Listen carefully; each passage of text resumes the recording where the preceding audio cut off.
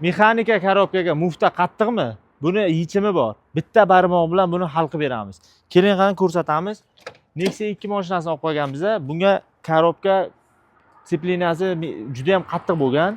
Shuni hisobiga oyoq juda ham og'riydigan darajaga probkalarga qolib ketsa juda ham boyagi oyoqlar bosavergan sari oyoqlar charchab ketadi. Buni qattiqligi ko'p narsaga zarari bor. Buni qilib berdik. Bitta barmoq bilan ishlaydigan qilib berdik. Mufta disiplinasi borligi bilinmaydi. Ko'rsating. Bitta barmoq bilan bosiladi. Disiplinasi. Buni yechimi oddiy. Kelsangizlar, любой texnikaga buni yechimi bor. Mexanika korobkaniki любой farqi yo'q. Qanaqa model bo'lishidan qat'iy nazar, disiplinasini bitta barmoq bilan bosiladigan qilib bera olamiz. Iloji boricha qo'ldan kelguncha. Buni keling ko'rsataman. Kimdir aytishi mumkin?